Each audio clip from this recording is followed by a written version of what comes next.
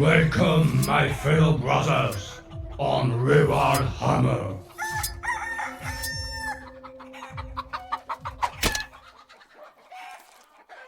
N'oubliez aucune insulte, mes fils, comme je n'ai jamais oublié celle de mon père, de l'empereur, ni celle d'Horus.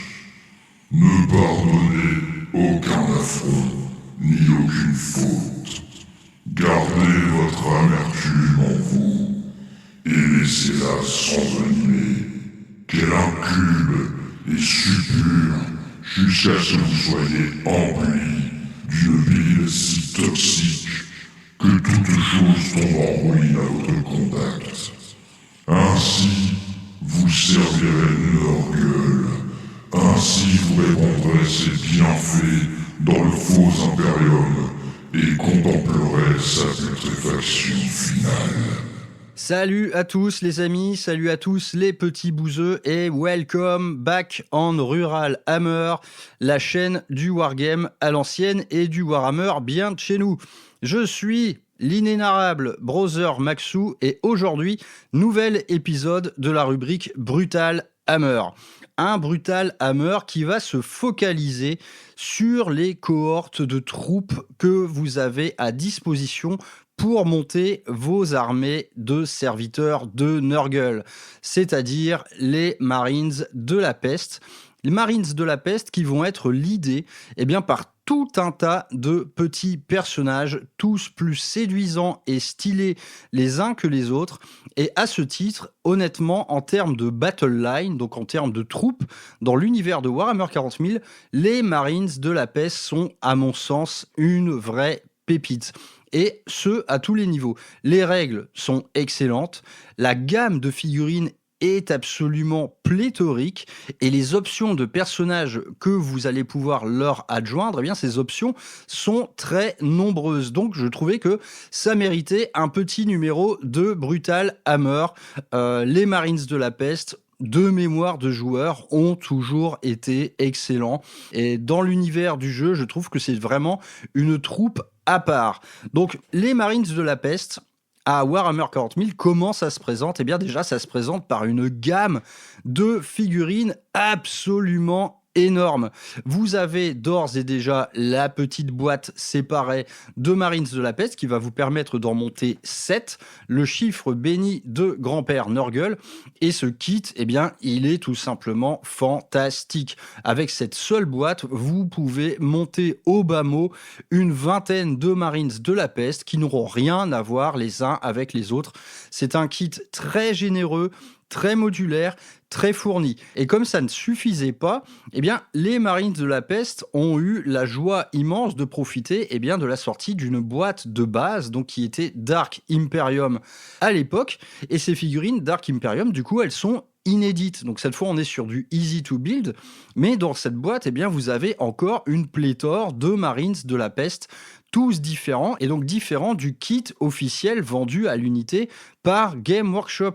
Mais ça ne suffisait pas, et les éditions Hachette se sont mises à sortir toute une gamme de Marines de la Peste, donc figurant dans la collection Conquest. Il me semble qu'il les opposait aux Ultramarines.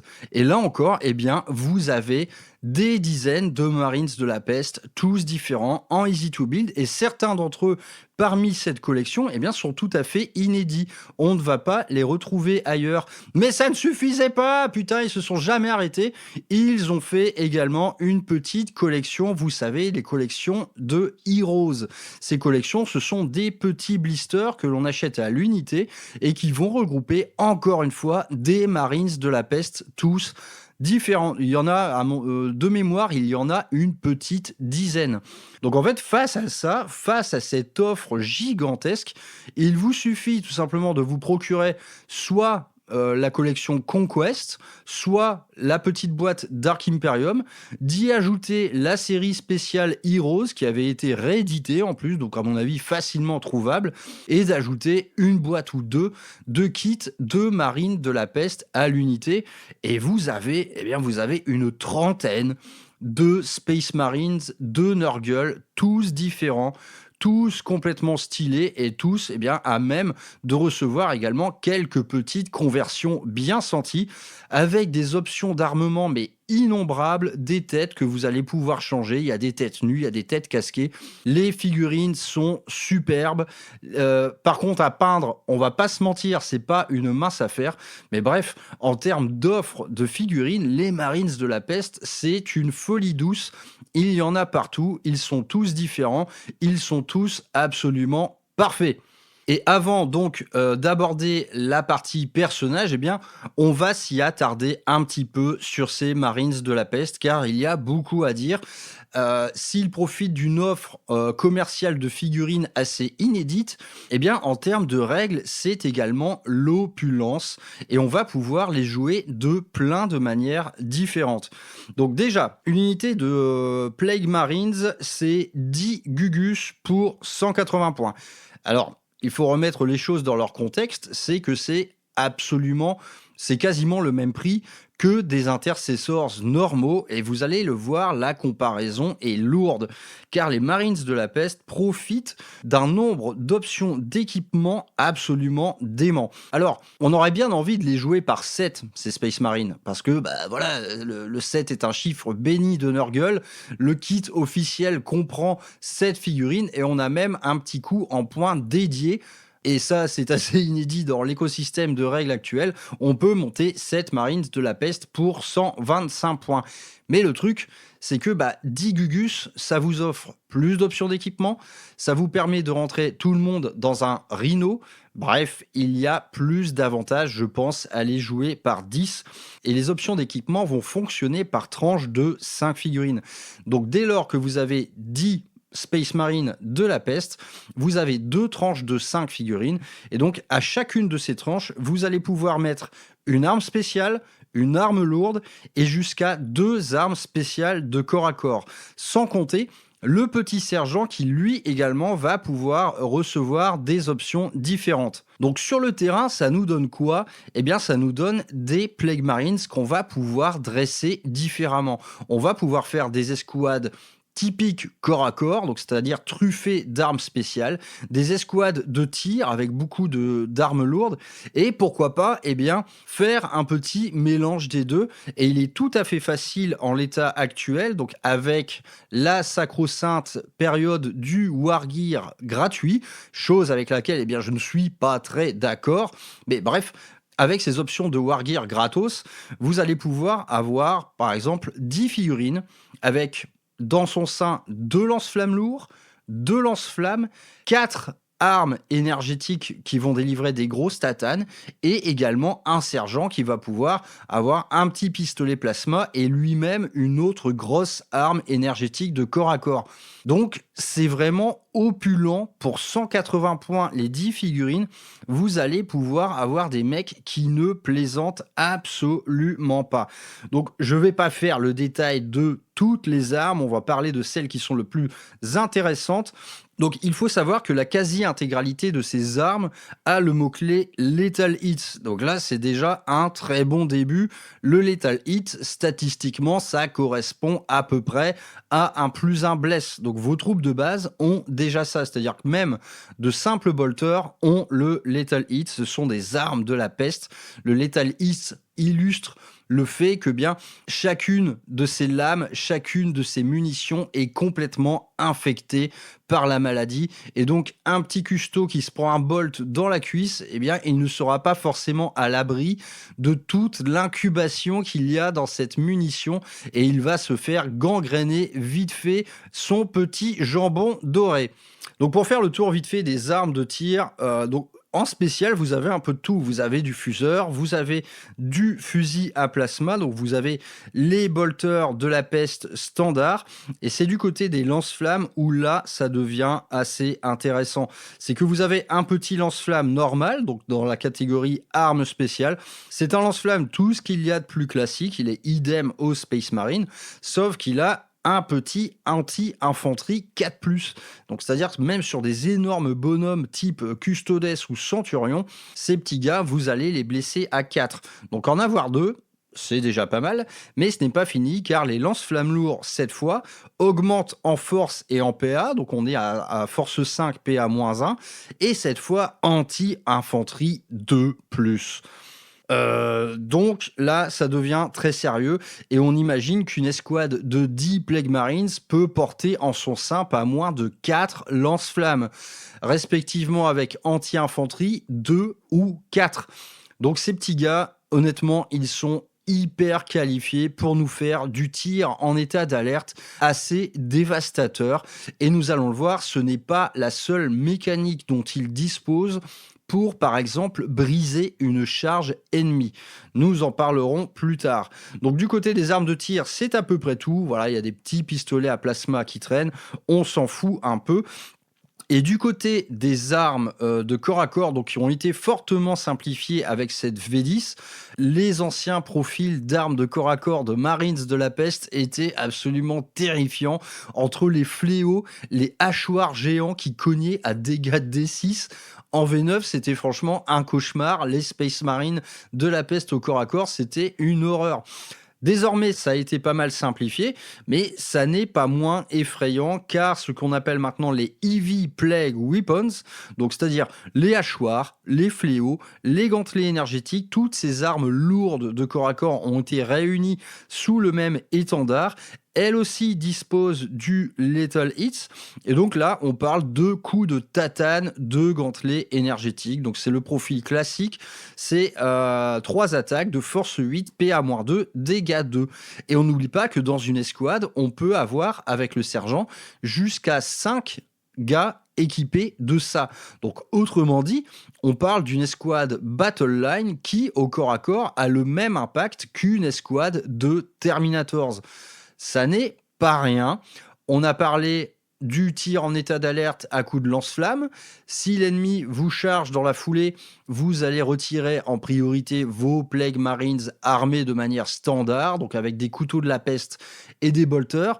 Et la réplique, eh bien, vous n'aurez pas moins de 5 gantelets énergétiques qui vont donner le ton.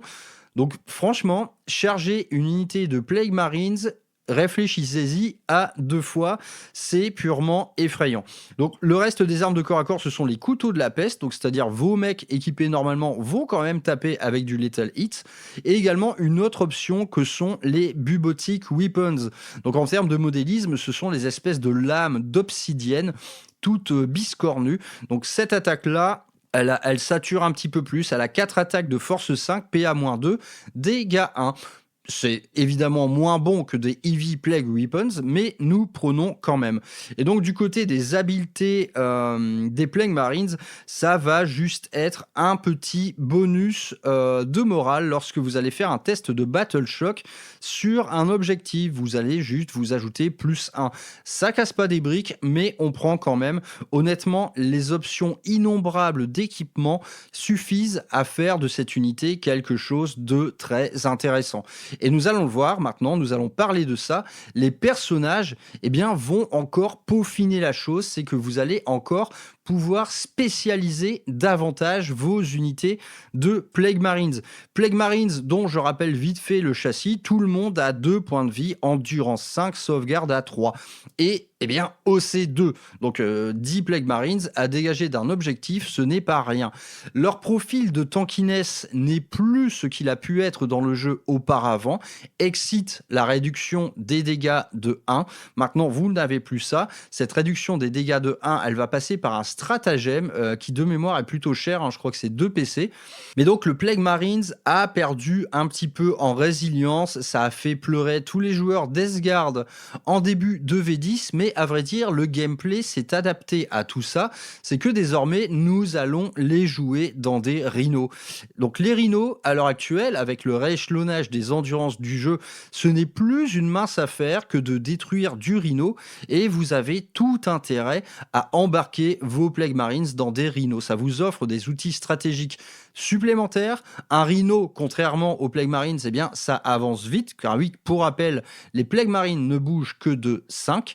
Donc le Rhino vous offre tout ce qu'il faut en matière de défense, en matière d'outils stratégiques. Il y a plusieurs manières de jouer ça. Vous pouvez, par exemple, planquer vos Rhinos à moitié dans une ruine pour qu'ils soient partiellement visibles. Si l'adversaire parvient à vous le détruire, eh bien, vous débarquez vos Space Marines à 3 pouces, mais cette fois, eh bien, complètement à l'abri dans la ruine. Donc voilà, vous avez perdu votre transport, mais vous êtes occulté. Il y a pas mal de manières de jouer ce petit combo Plague Marines Rhino dans des mécaniques de contre-close. C'est quelque chose d'extrêmement puissant.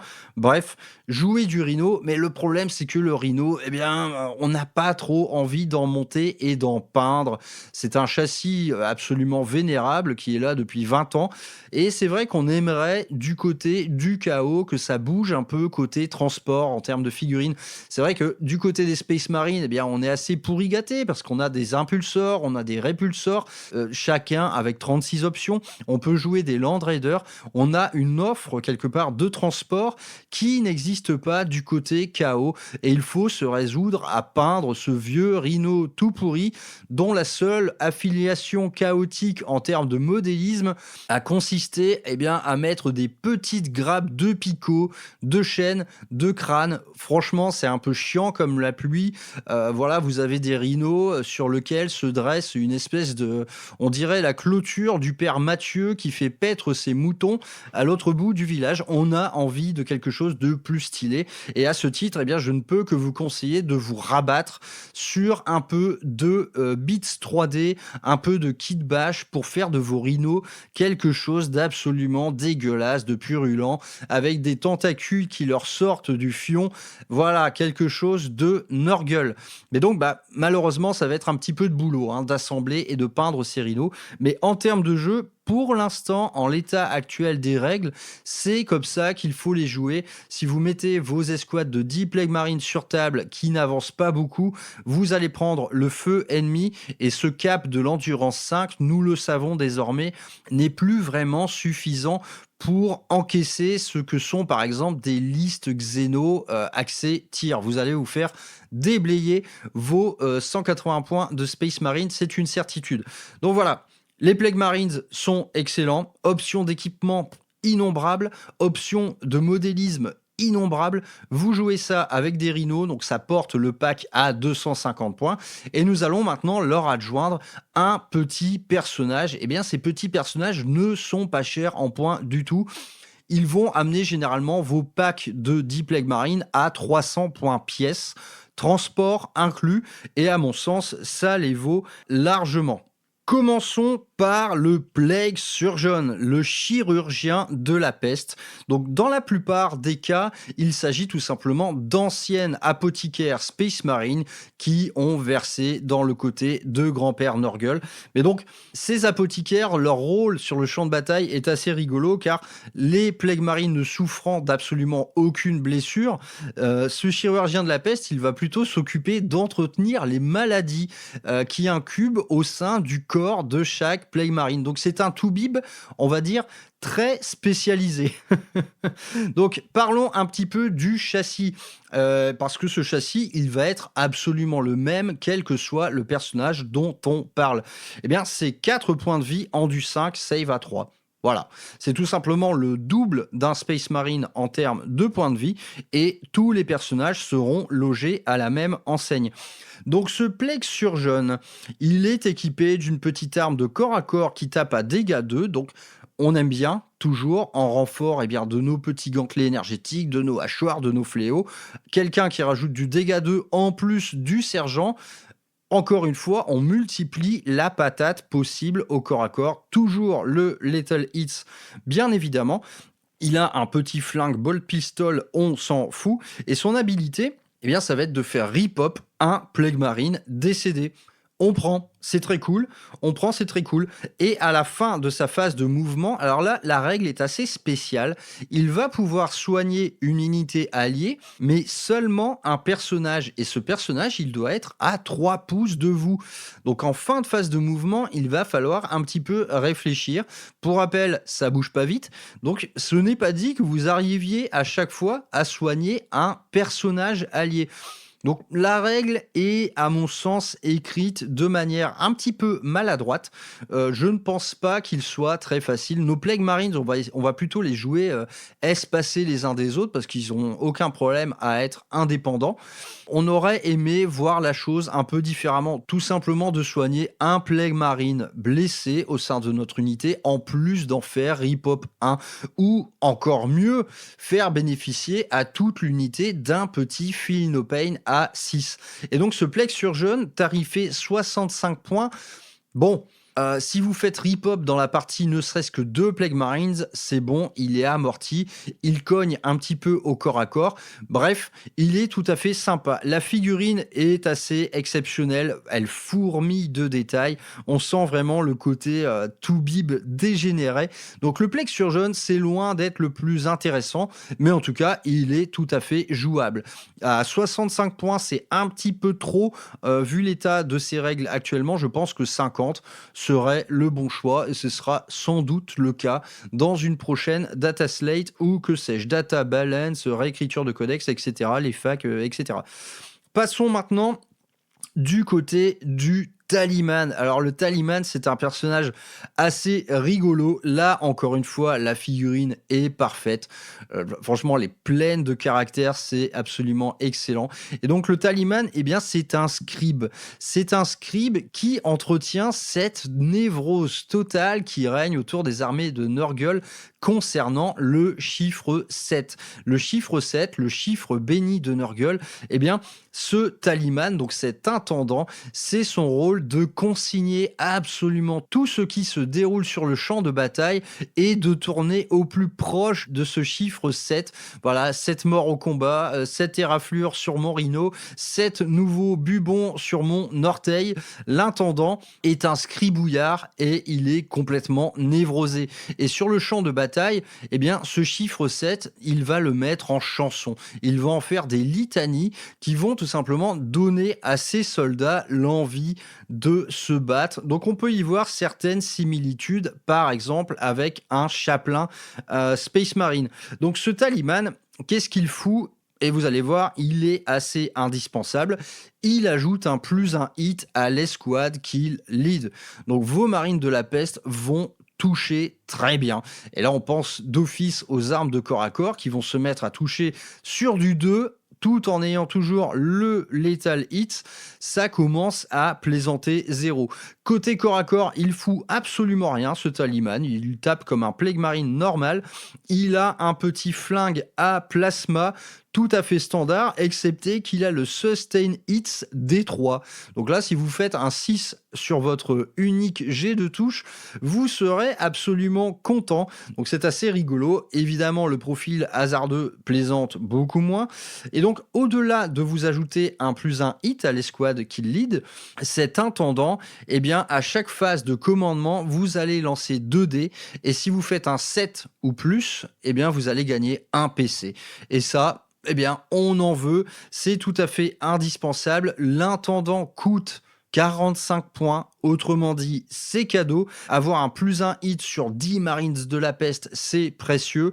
Avoir un PC potentiel à chaque phase de commandement, ça l'est encore plus. Donc l'intendant, clairement, vous allez le vouloir. La figurine est énorme, il est entouré de petits parchemins dégueulasses et de Nurglings bondissants. Cet intendant, il est golden. Vous allez vouloir l'avoir, ça c'est clair et net. Passons maintenant à ce qui est peut-être dans le lot, eh bien, ma figurine préférée, c'est le délabreur délétère, donc le Noxious Blightbringer. Ici encore, un petit personnage qui coûte uniquement 50 points et la figurine, elle est absolument exceptionnelle. Ce Marines de la peste, absolument obèse, avec cette cloche de l'apocalypse suspendue à une espèce de corne qui lui dégueule du dos.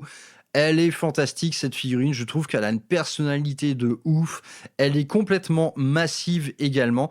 Et donc ces délabreurs délétères, qu'est-ce qu'ils font au sein des armées de Nurgle? Eh bien on pourrait les comparer un petit peu à des portes-étendards.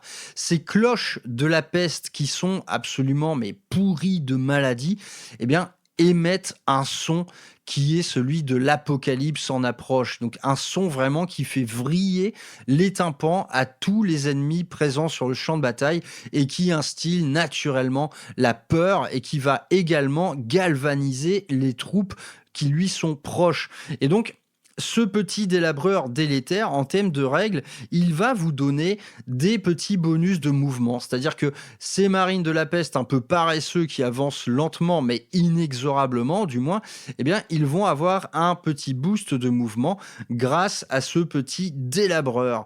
Et ça s'incarne par quoi? C'est tout simplement une reroll à la fois des advances et des charges. Donc là, on imagine très bien que une unité de Plague Marines un peu axée corps à corps, on va adorer le fait de leur donner une reroll des advances pour le début de la partie et une reroll des charges une fois qu'il sera temps de parler du faux empereur. Franchement, c'est un petit bonus excessivement sympa. Encore une fois, ça coûte 50 points.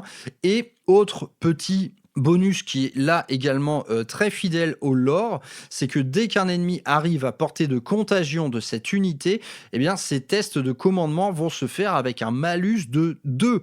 Donc là, une fois que vous faites face à une troupe ennemie sur un objectif, avec un malus de 2, il y a de fortes chances que cet objectif, elle le perde, complètement sonné par les gongs de l'apocalypse qui émanent de cette cloche corrodée. Donc voilà, petit personnage encore une fois très sympa. Là non plus, c'est loin d'être le meilleur, mais franchement, la figurine, on a envie de la jouer. Ça coûte 50 points. Voilà, c'est cadeau. Une petite reroll des advances, ça vous sera précieux dès lors qu'il faudra vous projeter.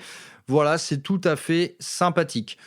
Passons maintenant aux sorciers, donc le Malignant Plague Caster. Donc ces sorciers, dans les rangs des armées de Nurgle, ils sont un petit peu vus comme des parias. Nous connaissons la version de Mortarion pour ce qui est de l'exercice des activités psychiques. Mortarion qui a participé activement au concile de Nicéa, qui a consisté à finalement à faire le procès de Magnus le Rouge et à l'issue de procès d'interdire toute forme d'activité psychique, donc toute forme d'activité liée au warp. Et c'est également de là que vient toute la complexité du personnage de Mortarion, c'est que son aversion pour le psychisme, dès lors qu'il va embrasser la cause de Nurgle, malheureusement, il va devoir composer avec, et c'est là qu'est un peu l'ambivalence, et j'ai envie de dire le caractère assez pitoyable du caractère de Mortarion, c'est que son ancien ennemi, il l'a embrassé à plein corps et il doit composer désormais avec les énergies du warp qui circulent à même son corps. Donc il doit composer avec quelque chose qu'il a détesté. Donc toute l'ambivalence du personnage vient de là. Et c'est très intéressant, c'est également de là que vient la rivalité avec son premier fils, Typhus. Donc on ne va pas s'attarder là-dessus. De toute manière, la Death Guard, c'est excellent. On va faire un faction focus à part entière sur cette faction qui est l'ennemi que j'affronte le plus souvent. Donc, j'ai 2 adversaires Death Guard très réguliers et à chaque fois, on se régale. Donc, recentrons-nous sur les petits personnages et parlons un peu de ce Psyker de Nurgle. Donc, il est un paria au sein de sa propre faction. Généralement, les Psykers de Nurgle côtoient peu leurs amis en armure énergétique et vont plutôt dresser des cultes à part entière autour de leurs cultistes et de leurs porte-peste. Donc ils circulent un peu à part. Mais ils peuvent quand même intégrer ces unités de Plague Marines et ils vont leur donner une bonne petite touche de personnalité. Là encore, on parle d'un petit personnage à 65 points et en termes de règles, il est vraiment très sympa. Donc, il profite également d'un petit smite, mais un smite en mode un peu plus vénère dès lors qu'on choisit le profil hasardeux. Et il est objectivement mieux loti que ses petits compagnons loyalistes, car ici on parle d'un lance-flamme qui va faire D6 plus 3 tirs, force 6, PA-2, dégâts 3. Donc un lance-flamme quand même franchement énervé qui va pouvoir lui également apporter plus de punch à vos tirs en état d'alerte. Donc voilà, pour rappel, 4 lance-flammes par unité, plus ce petit Psyker qui a un lance-flamme de dégâts 2, ça rigole pas trop. Côté corps à corps, il fait quand même un petit jet, il a 4 attaques, force 6, PA-1, dégâts D3, donc toujours avec le Lethal Hits, donc il tape plus fort qu'un Space Marine standard. Donc là encore, très cool. Et du côté des habiletés, il a pas mal de règles, ce petit con. C'est que à chaque phase de tir, donc outre ce tir de lance-flamme, vous allez pouvoir viser une unité à 18 pouces de vous. Vous jetez un dé, sur un 1, vous pleurez parce que vous allez vous prendre des mortels, et sur un de plus, cette unité que vous avez ciblée, elle aura un -1 bless dès lors qu'elle va frapper au corps à corps. Donc là, généralement, la cible de ce petit sort, parce que oui, c'est un sort, c'est Gift of Contagion, vous allez avoir aucun mal à choisir l'unité ennemie qui va recevoir un -1 bless au corps à corps. Tout simplement de l'élite ennemie, Terminator, Custodes, tout ce qui tape très fort, vous allez lui mettre à distance un -1 bless. Donc c'est plutôt très cool. Et deuxième petit sort, parce qu'il a vraiment 2 sorts plus un tir psychique, ce petit gars, cette fois, vous allez choisir une unité ennemie qui est à portée de vos armes, et dès lors que vous allez faire une touche avec cette arme psychique, donc ce lance-flamme, cette unité, vous allez lui enlever 2 à son mouvement et enlever 2 également à tous ses jets d'advance et de charge. Donc cette unité, vous allez lui mettre tous les malus de mouvement du monde, mais en vérité, c'est assez peu impactant car ce petit lance-flamme dont on parle qui doit réussir une touche, il a une portée de 12.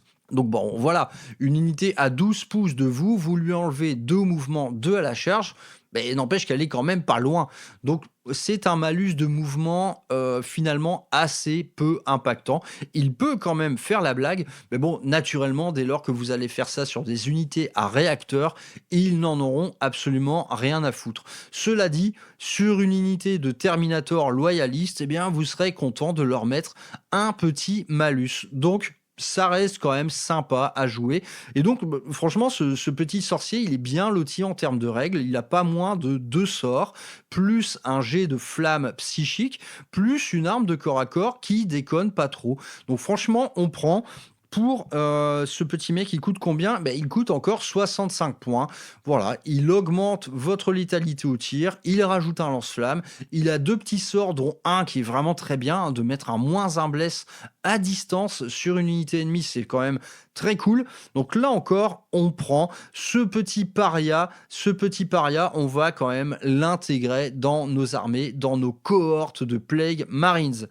Parlons ensuite du corrupteur nidoreux, le Full Blightspawn. Donc qu'est-ce que c'est un corrupteur nidoreux ? Techniquement, c'est presque un champignon.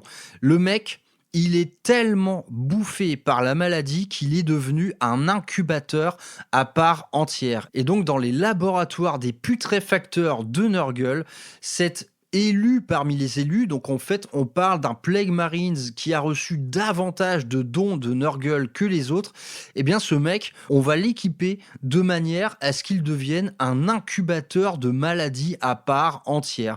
Donc il a une énorme cuve dans le dos qui reçoit absolument tous les liquides, toute la bile qu'il a dans son propre corps et qui en est extraite pour servir d'arme à part entière. Donc ce mec, c'est un cauchemar. Apparemment, même parmi ses semblables Marines de la peste, le mec dégage une odeur absolument insupportable. Donc on parle d'un champion parmi les champions, on parle vraiment de Mister Pourri. C'est le plus pourri des pourris, le mec est une maladie à lui tout seul. Et il sert d'arme bactériologique, il est conçu en laboratoire, son corps est modifié de manière à extraire toute l'horreur qui circule dans son corps. Donc le Full Blightspawn, le corrupteur nidoreux, est un cauchemar, et à vrai dire, il est également un cauchemar en termes de règles. Car ce petit gars, donc sa cuve dorsale, donc là encore une figurine absolument excellente, hein, le mec est littéralement en train de fondre, il a un visage tout fondant, il a cette énorme cuve dans le dos dans laquelle circulent des fluides absolument dégueulasses, et là c'est l'occasion de se lâcher en termes de peinture également. Et bien ce gars, donc cette cuve qui est reliée à sa main par une espèce de tuyau duquel s'échappe du liquide pas très catholique, eh bien c'est tout simplement un énorme lance-flamme.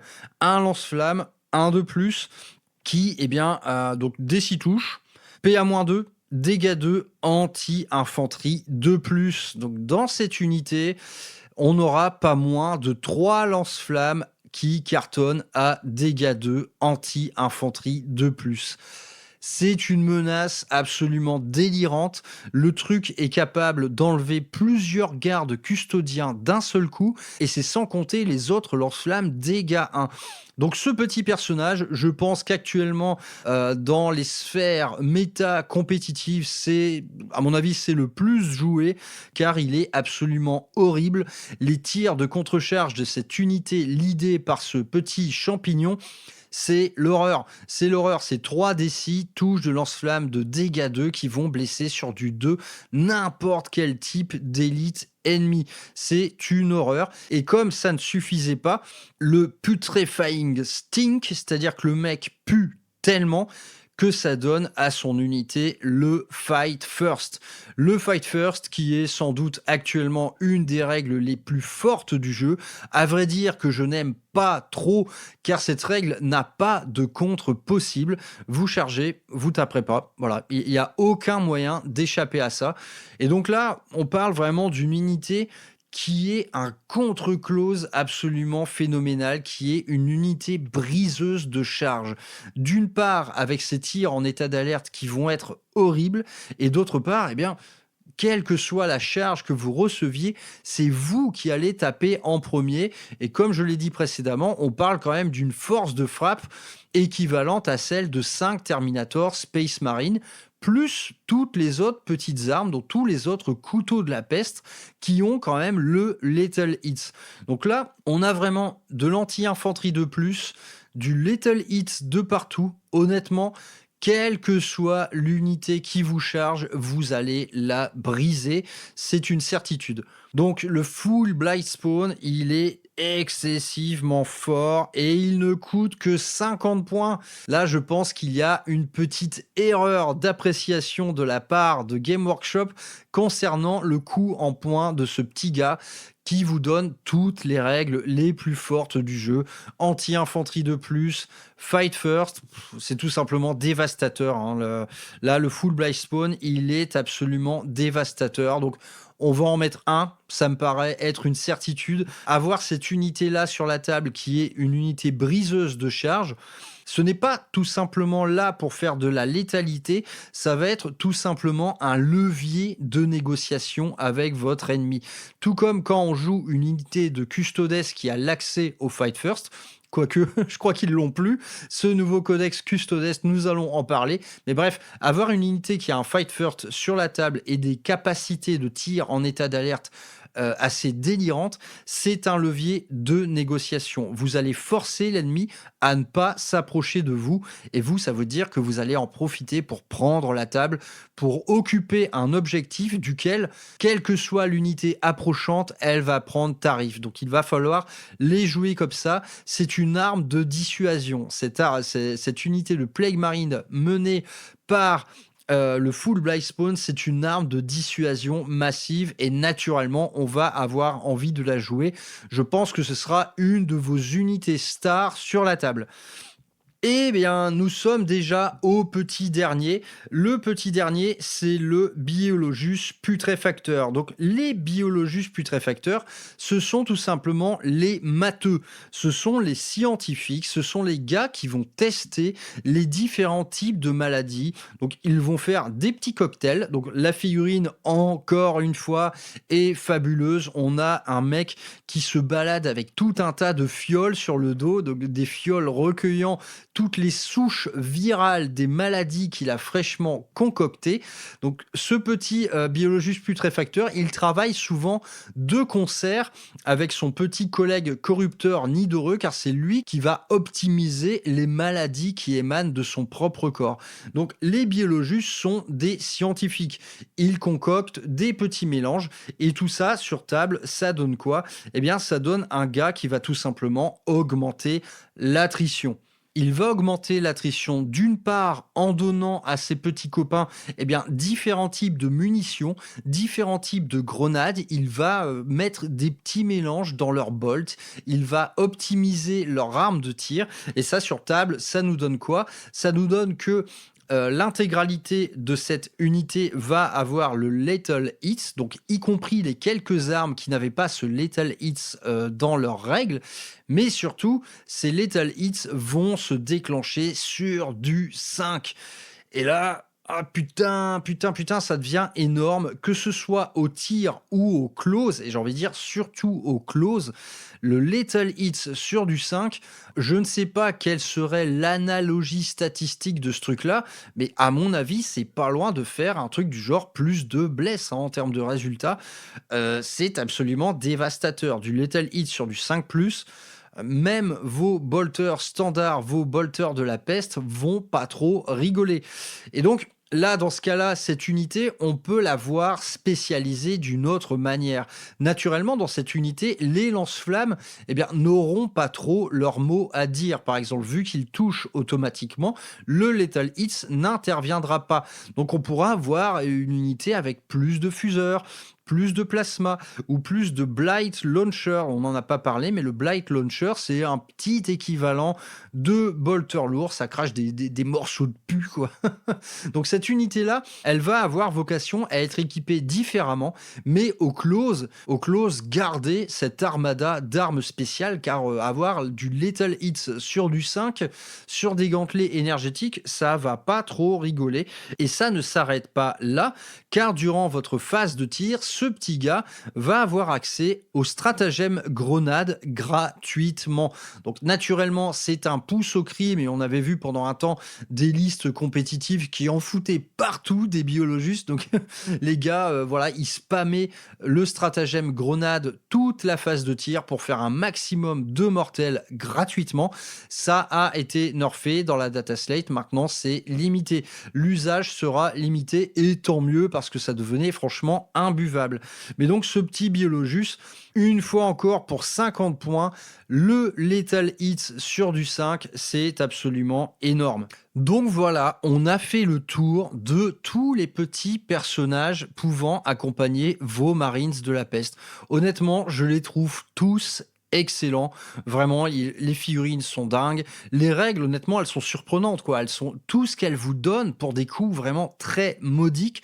Ça ne devrait pas tarder à être rééchelonné, tout ça. Des mecs comme le corrupteur nidoreux qui coûte 50 points, ce n'est pas vraiment normal. Honnêtement, il pourrait en coûter 80, que personne n'y trouverait rien à redire. A contrario, par exemple, le petit chirurgien de la peste qui ne vous amène pas grand-chose, il aura, je pense, vocation à baisser en points. Et donc tout ça, ça vous donne, franchement, quand vous montez une armée Death Guard, moi je n'imagine pas la chose autrement qu'en alignant au minimum 2 unités de 10 Plague Marines, et personnellement j'en mettrais même plutôt 3, car les options de personnages sont vraiment nombreuses. Et donc dans le cadre de petites listes sympas, ce que je vais appeler pour l'avenir la liste rurale, je vous conseille ces personnages naturellement de ne pas les spammer. Ne jouez pas 3 corrupteurs nidoreux, c'est absolument imbuvable. Avoir 3 unités sur sur la table, 2 Death Guard qui tirent en état d'alerte comme des fous furieux et qui ont tous le fight first, c'est absolument imbuvable pour votre adversaire. Donc cantonnez-vous à l'usage unique. Ce sera un personnage de chaque type et ces personnages, eh bien, ils sont tous différents. Donc vous allez amener beaucoup de personnalités à l'ensemble et on va parler d'un autre truc pas négligeable du tout, c'est que chaque escouade de 10 Plague Marines, ces personnages, vous allez pouvoir en jouer 2. Et idem, les rhinos de la Death Guard peuvent transporter 12 figurines. Et donc là, on peut imaginer mais tous les combos du monde. Si on ajoute par exemple dans la même unité à la fois un corrupteur nidoreux et un biologus putréfacteur, mais putain de merde quoi. Vous avez du Lethal Hits à 5, vous avez une armada de lance-flammes délirants, vous avez le Fight First, donc l'ajout de 2 personnages par unité en fait vraiment quelque chose de terrible. Et en termes de jeu sympa, donc dans le cadre de vos listes rurales, eh bien pourquoi pas dans chaque unité mettre un personnage eh bien, assez impactant comme le biologus, comme le corrupteur, comme le taliman, et à la fois en rajouter un qui est un peu plus accessoire, comme le chirurgien de la peste ou le psyker par exemple.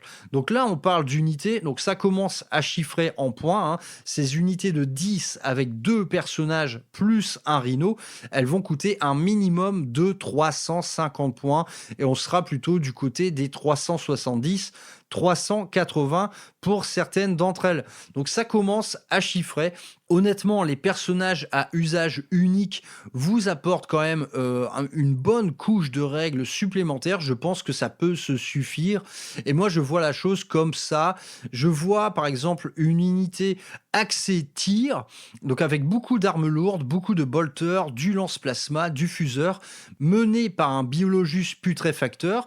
Et cette unité également, elle sera très ravie de recevoir un intendant. Donc voilà une escouade de Plague Marine axée tir qui va toucher sur du 2 tout en ayant du Lethal Hits à 5. Donc naturellement, on va parler d'armes de tir qui ne sont pas phénoménales, mais honnêtement, ça reste en termes de jeu quelque chose de très bon. Dès lors que vous allez débarquer de votre rhino, il y aura une petite sauce de tir non négligeable qui va avoir des jets de blesse très faciles, étant donné qu'un tiers d'entre eux va blesser automatiquement. Donc c'est vraiment très cool. D'autre part, l'unité de Plague Marine axée corps à corps, naturellement, elle est toute trouvée à la faire leader par un corrupteur nidoreux. Et pourquoi pas, j'ai envie de dire, jouer les originaux et leur adjoindre également un petit chirurgien de la peste. Donc, car cette unité, elle sera très précieuse dès lors qu'elle sera diminuée de moitié, c'est-à-dire que vous aurez retiré les Marines de la peste qui servent un peu de sac à PV, donc les Marines équipés de bolters et de couteaux, vous allez avoir envie de préserver un maximum de lance-flammes par exemple. Donc là, cette unité-là, je pense vraiment que c'est la star de votre liste. 10 Plague Marine, full lance-flamme, corrupteur nidoreux et un petit chirurgien de la peste pour la faire durer le plus longtemps possible. Et donc là, on parle de cette règle du chirurgien de la peste, le fait de l'inclure dans la même unité qu'un autre personnage, eh bien naturellement, il va pouvoir soigner ce personnage en particulier. Donc si par exemple votre corrupteur nidoreux se prend un petit maître des ombres qui va le striker avec le mot-clé précision, s'il perd 3 PV, vous serez ravi de le soigner dans la foulée. Donc voilà, le chirurgien peut trouver sa place et je trouve qu'il trouve davantage sa place dans des unités déjà leadées par un autre personnage avec un plus gros impact en termes de létalité. Donc c'est plutôt cool. On peut imaginer un 3e pack cette fois qui tournerait autour de la sorcellerie et rien ne vous empêche par exemple à inclure 2 psychers dans cette unité. Ça peut être également très sympa. Une unité de Plague Marine à dominante psychique, ça peut être très cool. D'ailleurs, j'ai oublié d'en parler, mais ce Psyker Plague Marines, il existe 2 types de figurines. Il a cette figurine qui était présente dans Dark Imperium, celle d'un Psyker obèse qui souffle une espèce de jet putride, et d'autre part, dans la gamme Heroes, donc cette gamme de Blister, il y a un autre sorcier de Nurgle qui est absolument stylé. Il a une espèce de fumée qui tourne autour de lui, ainsi que quelques petites bestioles à ailes, donc des petites mouches qu'on adore. Cette figurine est vraiment magnifique. Donc là, encore une fois, vous avez plusieurs options, vous avez même plusieurs choix de figurines pour certains de ces personnages. Bah, écoutez, je pense qu'on a fait le tour. Vous l'avez vu, il y a je ne sais pas combien de manières de monter une liste un peu infanterie d'Esgard. Et honnêtement, les plus belles armées d'Esgard sont celles qui incluent le plus d'infanterie à mon sens. C'est une erreur que j'ai vue souvent durant toute la V9 et même en début de V10. C'est que dans les armées d'Esgard, les mecs finalement refusent un petit peu l'infanterie standard. C'est qu'on va avoir des listes avec énormément de Terminators. Les inénarrables Death Shroud, les gens vont jouer 2 packs de 6, et également un pack de 10 Blightlord. Et bien à côté de ça, assez peu de Plague Marine et généralement pas du tout de Poxwalker.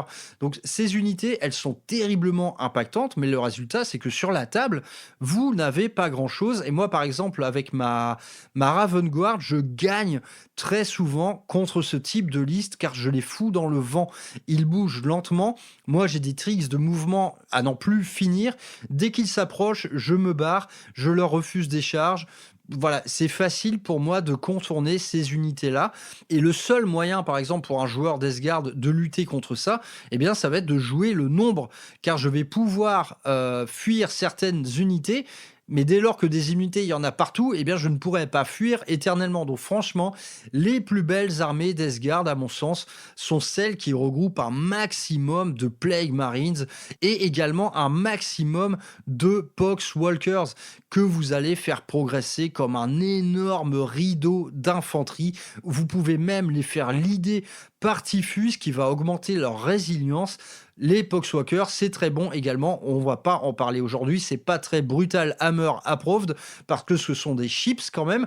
Mais elles vont vous servir eh bien, à couvrir la progression de vos Plague Marines et c'est tout à fait excellent. Donc franchement, une armée d'Esgard stylée, c'est quoi? C'est 3 énormes unités de Plague Marines avec tout un lot de personnages différents et c'est 3 cordons de 20 Poxwalkers. Quand vous avez ça sur table, la prise de map, elle est totale.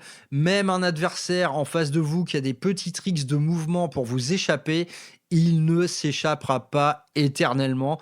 Et ne négligez pas les petits personnages de Nurgle qui ont des impacts, on va dire, moins terrifiants en termes de règles. Mais je pense par exemple que le délabreur délétère qui vous permet de relancer vos jets d'advance, vous allez être très content de l'avoir celui-là. Donc le nombre de combos est infini, le nombre d'options d'armement est également infini, mais honnêtement, si je devais dresser une liste de Nurgle, et ce que l'histoire ne dit pas, c'est que j'ai une énorme armée de Nurgle qui dort dans un placard depuis 1 an et demi, hein.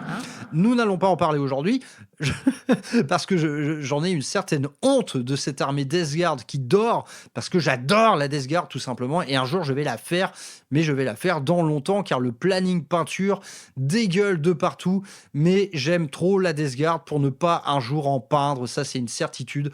Mais bon, mon petit conseil pour une liste Death Guard qui tue, c'est ça, c'est 3 énormes unités de Plague, c'est 3 énormes unités de Poxwalker, c'est 3 rhinos évidemment qui vont avec, et pour le reste, lâchez-vous, il y a plein de choses à faire en Death Guard, des machines démons, des Terminators d'élite, des petits chenillés, il y a également Mortarion qu'on a une envie infinie de jouer, il est vraiment excellent. Best figurine ever.